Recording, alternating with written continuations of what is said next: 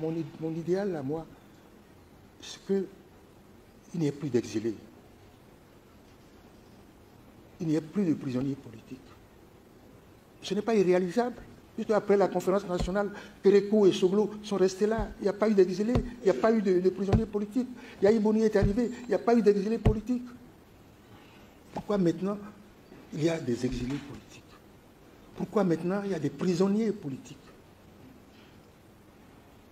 Notre devoir est de faire en sorte, de plaider pour que ces personnes puissent revenir dans leur pays, pour que ces prisonniers puissent sortir.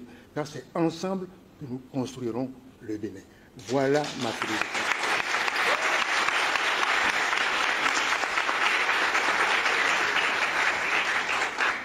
Alors, d'avoir dit cela, vous savez ce que ça me coûte, hein, ça. J'ai eu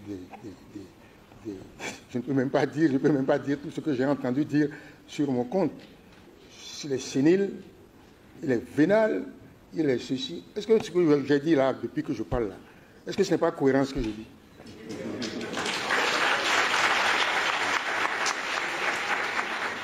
C'est ma conviction. Et ce n'est pas d'aujourd'hui, cette conviction. Ce n'est pas d'aujourd'hui, c'est depuis ma jeunesse que je dis ça. Donc je vous demande à vous les jeunes de nous soutenir, de me soutenir sur ce point.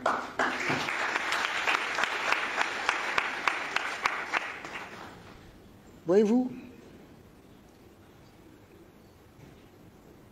lorsque l'on s'approche des échéances électorales,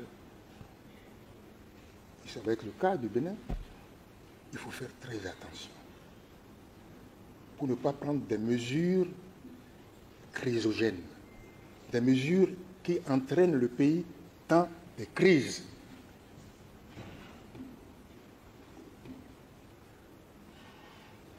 Actuellement, il y a une loi, la loi électorale. J'ai écouté ce qu'on a dit pour, ce qu'on a dit contre, j'ai écouté. Je pense que la meilleure des lois électorales, ce sont les lois qui font consensus.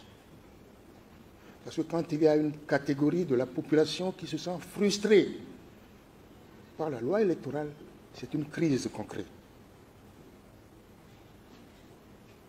Mon point de vue est, je le répète, qu'il faut réviser cette loi électorale pour permettre à un maximum de Béninois de se sentir concernés par les élections.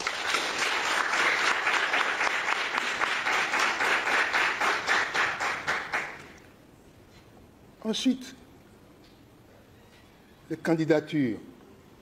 Mais nous sommes des Béninois, nous sommes tous des Béninois. C'est la Constitution qui nous donne le droit d'être président de la République, d'être candidat à la présidence de la République.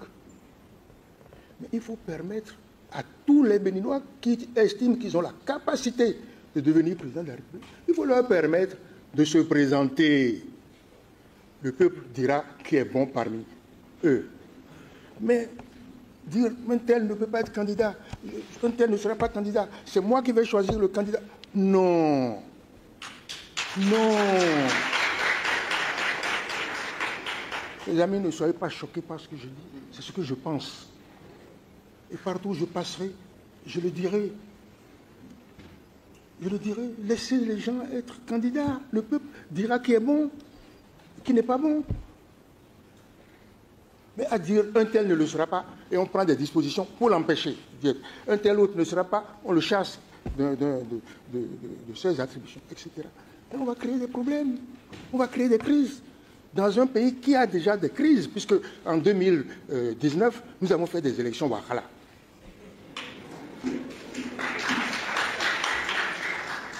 Alors que jusque-là, comme l'a dit tout à l'heure, comment il s'appelle, le jeune directeur qui a parlé tout à l'heure, nous faisions nos élections, ce n'était même pas chose, comment on dirait, il n'y avait même pas de liste électorale, comment vous appelez ça, informatisée. Nous faisions notre chose sous l'arbre, là, on écrivait entre nous, ceux qui pouvaient tricher plus que vous, trichaient plus que vous, et puis après on regardait, on était fâchés, et puis après on dit, bon écoutez, c'est le pays, on accepte ça comme ça, et puis le pays c'est fini. Bon, on n'en arrivera plus là, Mais le pays n'est pas mort pour ça. Alors oui, il faut faire en sorte que ça se passe dans le calme. Et puis, 10%, 20%. Ce qui est terrible au Bénin, c'est que quand une mesure frappe quelqu'un, tous les autres se taisent. Ils ne disent rien. Jusqu'à ce que ça les frappe aussi. Une mesure plus forte les frappe aussi. Alors, écrit. Aujourd'hui, nous sommes à 20%. Hein? Ceux qui sont sûrs d'avoir les 20%, ils ne disent rien. Si on dit demain c'est 30%, ils vont commencer à crier. Non, prenons des mesures applicables à tout le monde pour éviter les crises. Je sais qu'il y a des gens ici qui sont de bords différents, d'obédience différente. Moi, je ne suis dans mon fort intérieur d'obédience que de la paix.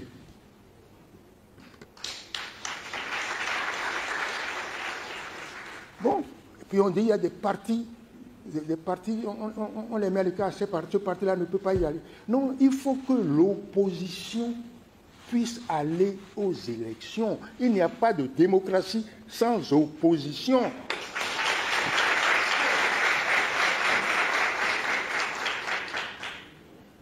Il faut forcément que l'opposition aille aux élections, que les résultats soient des résultats francs, de vrais résultats, sans fraude, équitables.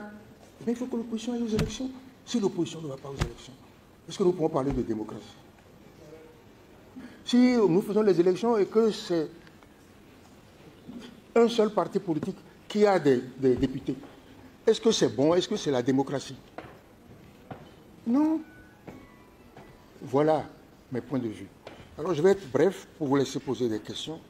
Je vous ai parlé parce que je voulais que vous sachiez quel homme je suis.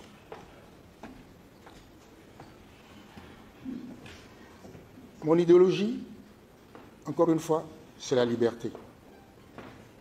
Plus on accorde de liberté aux gens, et mieux ça vaut. Mon idéologie, c'est la paix.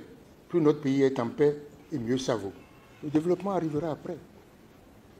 Voilà ce que je voulais vous dire. Donc, l'état de droit, la démocratie, la liberté, tels sont les fils conducteurs de mon action politique. Et vous regarderez dans ma vie politique, à tous les postes que j'ai occupés, je n'ai jamais failli à cela. Jamais. Vous fouillez. On ne trouvera aucune décision qui soit contraire à ce que je viens de dire. Il est vrai, Dieu m'a aidé. Je suis resté dans un gouvernement que 2 ans. Le reste du temps, j'ai été 3 fois président de l'Assemblée nationale. Peut-être que si j'avais été confronté à des situations trop difficiles, j'aurais dérogé. Mais je remercie Dieu, il n'a pas donné l'occasion que je puisse déroger à mes principes. Je vous remercie.